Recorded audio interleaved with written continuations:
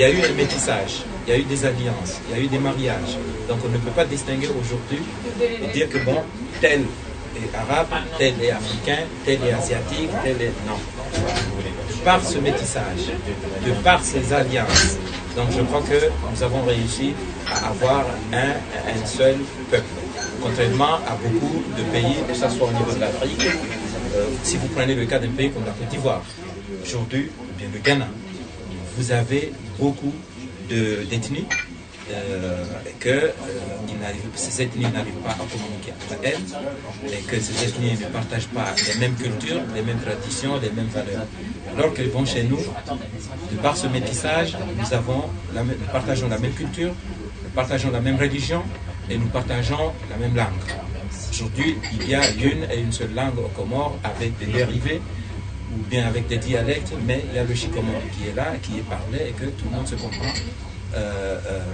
d'où il vient, les Moéliens, les Mahorais, les Anjouanais et les Grands Comoriens. Et les Comoriens de la diaspora, ils se comprennent sans difficulté aucune.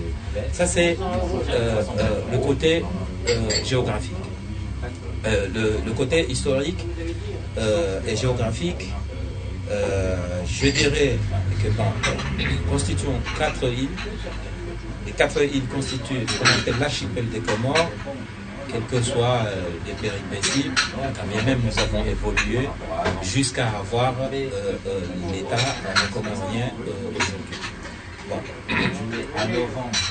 Alors que dans cette sous-région, il y a beaucoup d'îles, il y a des îlots, au nord des Comores, mais nous avons l'île par exemple de Mafia, nous avons l'île de Bemba, nous avons l'île de Zanzibar qui ne font pas partie des Comores. Mais les 4 îles constituent l'archipel des Comores. C'est pourquoi nous disons que Mayotte fait et fera toujours partie intégrante, de par la géographie, partie intégrante des Comores. Oui. Donc c'est ce qui nous unit. Ce qui nous sépare, d'abord la géographie. Je parlais de la géographie, c'est sens que la géographie nous unit. Ce qui nous sépare, d'abord, il y a la géographie. C'est un facteur important. Parce que quand vous avez un pays continental et que vous avez des divergences de vues, vous avez des divergences de position, vous avez des divergences de... Mais il y a la continuité territoriale. Ça, c'est un facteur important pour l'unité d'un pays et d'un peuple. Ça, c'est un facteur qui, aujourd'hui, effectivement, ne facilite pas l'intégration des Comores, ne facilite pas l'unité des Comoriens et de l'archipel des Comores. Ça, c'était l'aspect. Et puis l'aspect aussi sociologique. Vous savez que les ressortissants d'un seul pays continental n'ont pas les mêmes préoccupations que les ressortissants d'un pays insulaire. Donc il y a des susceptibilités insulaires que seuls les insulaires peuvent comprendre. Aujourd'hui, si vous posez une question à un Cap-Verdien, ou bien à quelqu'un qui vient de Sao Tomé et Principe, ou bien à quelqu'un qui vient de Zanzibar, il est en mesure de vous comprendre beaucoup plus mieux par rapport à quelqu'un qui vient du continent africain ou du continent européen. Et ces préoccupations sont partagées partout. Si aujourd'hui vous prenez un pays, comment dirais-je, vous prenez une région comme Sicile, et les Siciliens sont des Italiens, mais ils ont des préoccupations et des susceptibilités propres comment dirais-je, à Sicile. Et que si vous prenez les gens de Crète, si vous prenez même des Sénégalais de l'île de Gorée, par exemple, il y a des similitudes entre ces gens-là et les ressortissants d'autres pays insulaires. Donc c'est un facteur important qui doit effectivement être pris en considération. Et de là, il y a son corollaire. Il y a ce qu'on appelle le complexe insulaire. C'est beaucoup plus compliqué que le complexe de Guinée pour nous, les insulaires. Donc, je crois que tout ça, ce sont des facteurs qui contribuent effectivement à renforcer le séparatisme. Ça, c'est un aspect. Vous voulez dire que le séparatisme en elle-même, il y a un déterminisme séparatiste quand on est issu d'une île ou... Oui, enfin, je vais dire que bon, cette composition géographique ne nous aide pas effectivement à renforcer l'unité des Comoriens, et c'est un phénomène qui n'est pas perçu uniquement aux Comores, mais un peu partout là où il y a une discontinuité territoriale. Ça, c'est un aspect. Les autres aspects, ce sont des aspects qui sont, je dirais, palpables, patents, que les Comoriens et que tout le monde connaît. Parce qu'il y a l'aspect économique. Donc aujourd'hui, on le sait très bien que bon, si Moélie s'est révolté, c'est pour des raisons économiques. En juin, si elle s'est révoltée, la première revendication des Anjouanais était une revendication d'ordre économique. Donc ils ont parlé de sous-développement, ils ont parlé de précarité. Ça c'est une revendication tout à fait légitime. Mais cette revendication, elle est valable aussi bien en juin qu'à la Grande Comore. Parce que quand vous allez au nord de la Grande Comore, mais quand vous allez au sud de la Grande Comore, mais les populations de ces régions vivent les mêmes conditions que vivent les gens, les Comoriens ressortissants des régions comme la région de Makélé. Donc ça, c'est un facteur très important. Bon. Et où est le problème? À qui la faute? Il y a effectivement une jalousie manifeste quand vous allez à Mitsamiouli ou bien quand vous allez à Mbéni, de grandes agglomérations qui bénéficient, je ne sais pas, d'un apport extérieur qui émane de la diaspora de ces régions, que ce soit une diaspora ici en France, et que bon, cette diaspora, peut-être, elle n'existe pas par rapport à des régions comme la région de Lumakele ou la région de Sima. Ça, c'est l'aspect économique. Et puis, il y a aussi l'aspect politique. Donc, s'agissant de l'aspect politique, il y a deux volets. Le premier volet, c'est un volet qui est ancien, qui est connu de tous. Parce qu'il part du séparatisme de Mayotte. Quand les Mahorais savaient très bien qu'ils abritaient la capitale des Comores à l'époque coloniale, et qu'une loi a été votée pour qu'il y ait un transfert de capitale de Mayotte à la Grande Comore, ça, politiquement, a favorisé le séparatisme mahorais. Et que bon, les Mahorais n'ont jamais accepté, n'ont jamais digéré, comment dirais-je, cette décision. Mais la faute à qui? À l'époque, vous savez que nous étions placés sous tutelle. Il y avait la France qui était là, l'ex-puissance colonisatrice. Donc vous savez très bien qu'à l'époque, on était sous tutelle de la France. Bon, ça c'est un volet. Donc on a transféré la capitale. Ça c'est faisable. Aujourd'hui, vous prenez un pays comme la Tanzanie. Donc la Tanzanie, après 20 ans d'indépendance, ils ont décidé de transférer leur capitale de Dar es Salaam à Dodoma. Le Nigeria l'a fait. Ils ont transféré, les Nigérians ont transféré leur capitale de Lagos à Abuja. Les Ivoiriens l'ont fait. Ils ont transféré leur capitale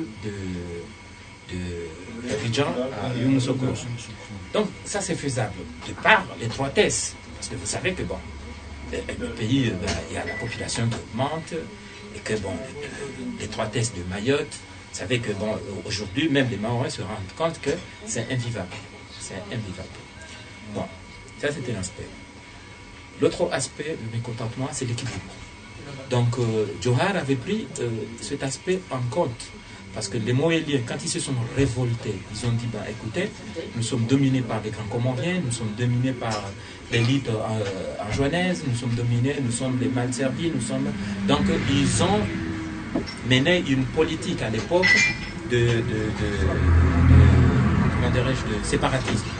Donc ils ont imposé ce qu'on appelle les embargos, c'est-à-dire une situation de rupture et de désobéissance civile vis-à-vis de l'autorité.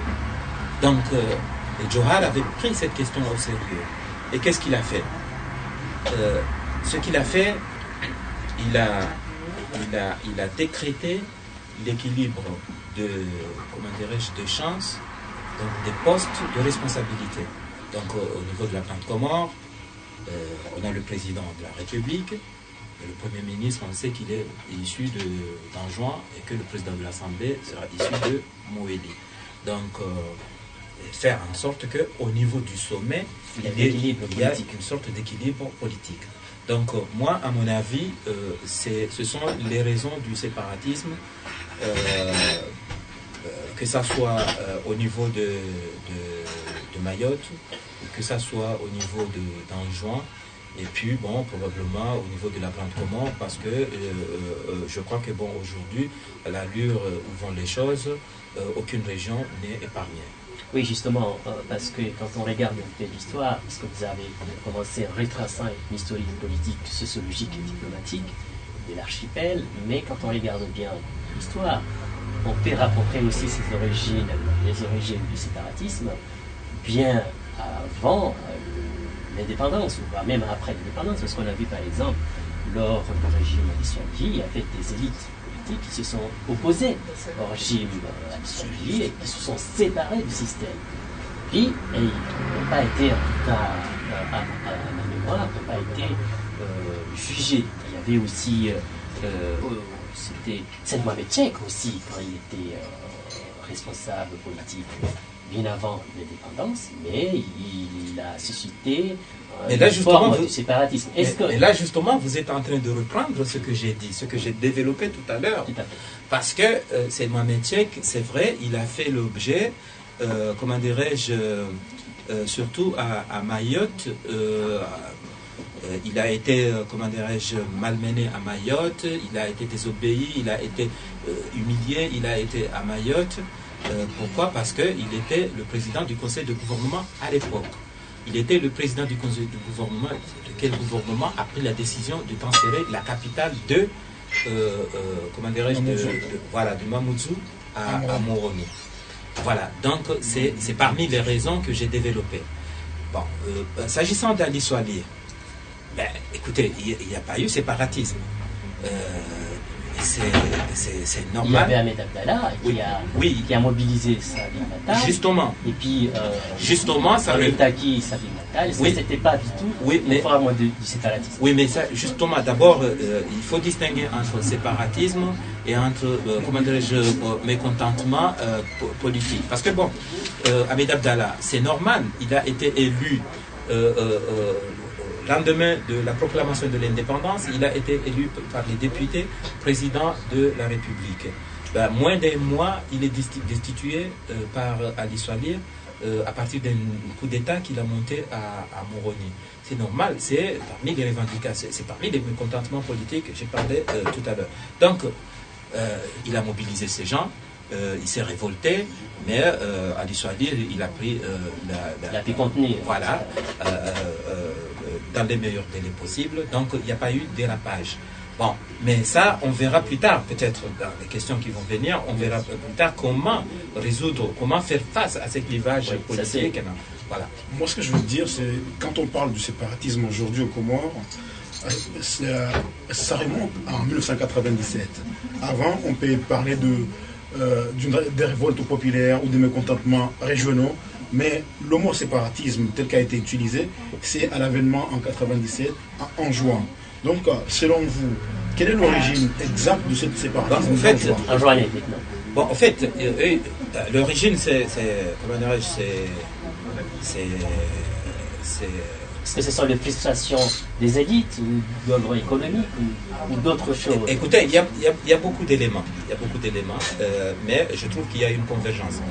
D'abord, j'ai parlé de sous-développement. Aujourd'hui, les revendications des populations dans les régions les plus reculées comme la région de Numakele ne peuvent pas être les mêmes revendications que les gens qui sont à Mutsamutu. Ça, c'est un aspect. Les paysans et l'élite politique n'ont pas les mêmes préoccupations, certainement. Donc aujourd'hui, vous savez que bon, à l'époque, on avait Ahmed Abdallah, qui était en quelque sorte le président de la République et puis en même temps le chef du gouvernement. Mais qu'est-ce qui s'est passé? Lui, il a réussi à se forger une personnalité nationale. Donc il est le père de l'indépendance, il est respecté partout, que ce soit à Moélie, à la Grande Comore ou en Anjouan. Donc, effectivement, il était un Comorien. Il était un Comorien. Partout, on dit c'est le tonton, c'est le papa, c'est le vieux, c'est le président, c'est le... Donc, mais Ahmed Abdallah, après Ahmed Abdallah, on a eu Johar. Johar, lui, il était à moitié grand Comorien et à moitié anjouanais. J'ai dit moitié grand Comorien par ses origines, mais lui, il a fait tous ses mandats électifs en juin, pour le compte d'Anjouan. Donc, il connaissait très bien les rouages, il savait très bien les préoccupations des populations. Donc, il était là, il avait un œil vigilant. Et puis, à ses côtés, il a toujours gouverné avec un Premier ministre originaire d'Anjouan. Et avec l'arrivée de Taki, les choses sont passées autrement. Donc, il y a eu cette frustration de l'élite politique anjouanaise. Donc, il dit que, bien, écoutez, là, c'est fini, on ne va pas gouverner, c'est fini parce que, bon, c'est normal. Proportionnellement, quand vous regardez la population, ou bien les populations anjouanaises et grandes comoriennes, ben, l'écart, comment dirais-je, est important. Voilà. Donc, arithmétiquement, si on va à des élections, présidentielles, mais arithmétiquement, tout candidat qui sera originaire d'Anjouan, il sait d'avance que bon, s'il n'a pas l'appui de la Grande Comore, il ne peut pas passer. Voilà. Mais moi je trouve que même si leurs revendications sont légitimes, je trouve que le moyen utilisé pour faire, comment dirais-je, valoir leurs revendications, ce n'est pas le moyen qu'il fallait utiliser. Et je trouve qu'ils sont allés loin. Parce qu'ils ont demandé un rattachement à la France, ils ont demandé une indépendance, alors que bon, ils ont rehaussé le droit français dans un mosquée. Voilà, donc je trouve que moi, ils sont allés un peu plus loin. Ça, c'était l'aspect. Et puis l'autre aspect, il y a aussi des forces occultes, je dirais, qui ont des intérêts à Mayotte et qui ont des intérêts à Anjouan, ou bien qui veulent avoir des intérêts à Anjouan. Donc c'est un facteur qui n'est pas pressenti par des gens qui ne connaissent pas très bien la géostratégie des Comores. Mais ces gens-là, qui ont leurs intérêts, pas uniquement à Mayotte ou à Anjouan, mais dans la région. Donc ils veulent avoir quelque chose à La Réunion, avoir quelque chose à Mayotte, et puis essayer après de transformer Anjouan en Roitelets, en pays offshore, en centre voilà, en zone franche, donc trafic d'armes, de drogue, etc. Donc ces forces occultes, ils ont leurs intérêts et ils sont derrière. Sinon le mouvement qui a éclos en 1997 en juin a été financé par qui? Il y a eu de l'argent qui a été versé. On a vu les drapeaux qui ont été confectionnés dans un laps de temps. Donc vous vouliez dire que la France n'est pas... Je n'ai pas parlé de la France. Je n'ai pas parlé de la France. Il n'y a pas que des Français qui ont des intérêts dans cette région. D'ailleurs, vous savez très bien que cette région est convoitée par toutes les puissances. La région de l'océan Indien est convoitée par toutes les puissances. Il y a les Russes. Aujourd'hui, avant-hier, il y avait les Soviétiques. Et puis, il y a les Chinois, il y a les Américains, il y a les Français, il y a les Britanniques, il y a les Indiens. Mais on n'a pas vu le drapeau russe. Le général de Gaulle avait dit une fois à Moroni, au mois de juillet 1959, que vous êtes un point essentiel du monde. Donc, tant que nous restions sur ce point essentiel, cette région sera toujours convoitée. Vous avez parlé, puisque vous avez parlé des forces occultes, récemment, le président Ahmed Abdelaziz a parlé des forces occultes en faisant allusion, semble-t-il, aux anciens dignitaires ben, écoutez, je crois que la démocratie c'est ça. Tout le monde peut dire, tout le monde peut... Moi aujourd'hui, si vous me demandez, vous voulez savoir plus d'informations par rapport à ces forces occultes, par exemple, moi j'ai vu en 2002, quand il y a eu les élections, moi j'ai vu des Russes à Anjouan, et qui faisaient partie de la campagne de Mohamed Bakar, par exemple. J'ai vu des mouvements des Russes, comment dirais-je, à l'hôtel Alaman, à Moutsamoudou, par exemple.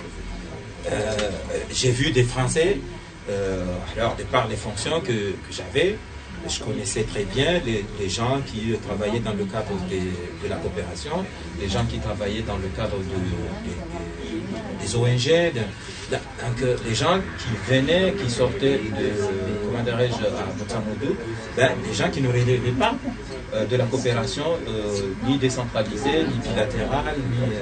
Donc aujourd'hui, si Sambi parle le président Fambi parle de forces occultes qui veulent le déstabiliser, je crois que bon, là, il a le droit de fantasmer, il a le droit de dire tout ce qu'il veut parce que ça fait partie de la démocratie. Mais en tout cas, nous, en ce qui nous concerne, nous lui avons servi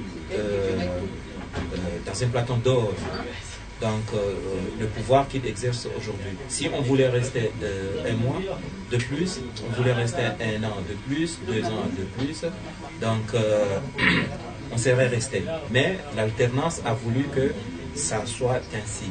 Nous avons conçu cette tournante, nous avons conçu la Constitution, nous avons conçu cette gouvernance pour que il y ait alternance, pour qu'il y ait un renforcement de la démocratie dans le pays. Donc je crois que bon, il serait mieux pour lui de dormir tranquillement et puis s'occuper des problèmes quotidiens des Comoriens au lieu de fantasmer, au lieu de penser à des gens qui ont pris un recul justement. Nous avons, je crois, beaucoup de choses à faire. Nous avons des réflexions que nous sommes en train de mener, pas par rapport à la déstabilisation de Sambi. Nous n'avons pas intérêt à le faire. Mais vous restez plutôt inactif sur cette question. Est-ce que c'est pas cela qui a motivé cette accusation? Non, on ne reste pas, comment dirais-je, on n'est pas inactif. On n'est pas inactif, mais vous voyez très bien que, bon, à l'intérieur du pays, Sambi, il gouverne seul. Raison pour laquelle vous voyez que bon, il y a même des divergences de vues par rapport à sa gouvernance au niveau même du sommet. Hein, entre le président de la République et son vice-président, ça ne marche pas. Entre lui et un certain nombre d'institutions, ça ne marche pas. Et puis, il a réussi quand même, il faut le dire à haute voix, à bâillonner les partis politiques. Il a réussi à restreindre les libertés individuelles et collectives de la population, notamment des leaders politiques. Quand vous prenez le cas d'un député comme Sedali Kemal, qui est respecté partout, qu'il veut se rendre en juin avec 2 autres ou 3 autres députés, et que bon, il a été interdit d'aller en juin. Msaïdi, le secrétaire général de la CRC, à 2 reprises, il a été interdit d'aller en juin. Alors que bon, ici on nous parle de continuité de territoire, on nous parle d'unité, d'intégralité territoriale, on nous parle de la libération d'un juin, alors que même ceux qui sont autorisés, parce que lui aujourd'hui, si le président de la République, il est personnellement non-grata en juin, ben, je ne dis pas ces détails, mais il y a d'autres qui peuvent aller en juin, et c'est lui qui empêche aux autres d'aller en juin, c'est pas Mohamed Bakar. Oui, mais Sedali Kemal est connu par ses positions séparatistes. Est-ce que c'est pas au nom des raisons d'État prétendent qui a motivé le refus mais justement, il fallait faire en sorte que, bon, ça, casser ce tabou. Donc, si aujourd'hui, vous lui empêchez d'aller en juin ou bien en Moélie, là, vous lui donnez des ailes, vous faites en sorte qu'il radicalise ses positions. Donc, moi, je voudrais qu'on revienne un peu sur la question du séparatisme en juin, parce que c'est une question qui hante beaucoup. Normalement, quand il y a eu le séparatisme en 1997, l'élite politique, notamment l'opposition de l'époque, ils ont dit que nous, on détient la solution à la main. Il suffit qu'il y ait le départ du président Taki pour qu'en juin retourne. Donc, que pensez-vous de la gestion du mouvement séparatiste depuis ses débuts jusqu'à aujourd'hui? Moi, je dis que c'est non, c'est faux, c'est archi faux. Il y a 3 facteurs. Il y a eu d'abord le gouvernement du président Taki au mois d'août. Donc on a vite internationalisé le problème sans recourir d'abord aux moyens locaux. Mais on a internationalisé le problème, on a saisi l'organisation africaine Et puis Salim Mohamed Salim, secrétaire général de l'ONU à l'époque, a nommé l'ambassadeur Pierre Guéret, qui a fait à plusieurs reprises des déplacements à Moroni en juin. Bon,